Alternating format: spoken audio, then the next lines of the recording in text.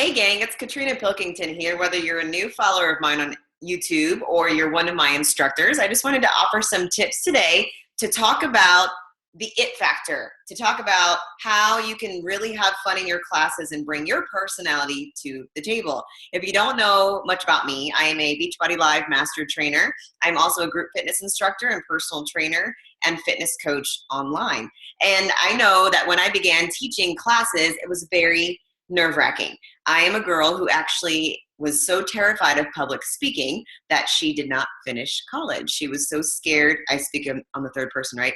I was so scared to talk in front of people that I still sometimes to this day get nervous, but I would clam up and I would sweat, and it just was a huge fear of mine until I found fitness. When I found fitness, I felt like I found my niche to be able to publicly speak in a way that fit something that I love to talk about. So when it comes to teaching maybe your first class, or if you're somebody who's been nervous about teaching a fitness class, I want to set your mind at ease with a couple of different tips that I know I use not only to this day, but I used especially to introduce a new lesson or to introduce a new format or when I first started teaching.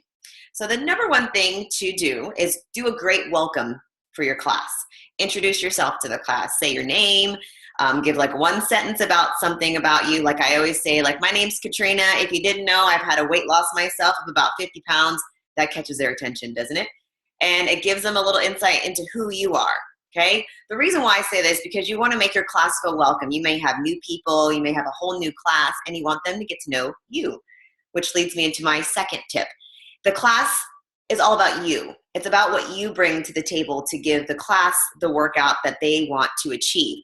They don't come necessarily because they see insanity or they see Pio on the group fitness schedule. They may at first, but what makes them come back is you. So bringing your personality out and making the class about your personality and your style helps take some of the edge off. So I might teach the same insanity class as somebody else, and it'll be the same format. It'll still smell, look, taste, and sense the same way, but I'm going to do it a little different than a counterpart of mine. And you want to make sure you feel confident knowing that this is going to be your type of class and you're going to bring some personal, sizzle to the group. And that's why people come back is for you. The third tip I have is to connect with your class, whether it's during class or after class or before class. I always arrive early for my classes, even if you're back to back with another class, or if you want to try to stay out front of the class and hang out in front of the door, I come early and I get to know people's names. It's a thing that I do, and everybody that comes to my class knows that I play this game and I try to get to know everybody's name, because during the class, I can call them out, I can cheer them on, and then after the class, I can say, thanks so much for coming today, insert name.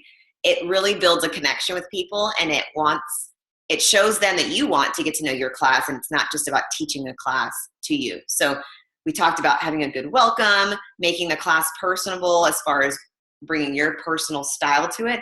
And then the third tip being connecting with your class.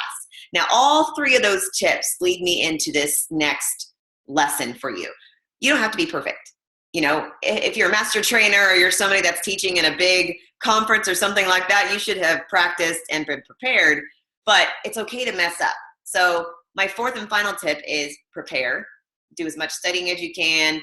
Have your notes far away, but there for reference if you need them. But make sure that you know it's okay to mess up. I mean, there's been countless times where I've messed up my counts or I've been off a little bit, and it's okay as long as I've connected with my class. They know that I'm having fun with them, and it's all about the smile that you bring and the face that you show in front of that class for that 45 minutes or however long you teach them. So hopefully that helps you feel confident in teaching your class or becoming interested in teaching a class one day in the future. But if you have any questions, I will leave my email in the comments in this YouTube video, and feel free to contact me if you're interested in becoming an instructor, much like myself, somebody who never thought she'd teach, or if you are one and have questions or want feedback on your teaching style. Have a great day, and I'll talk to you soon.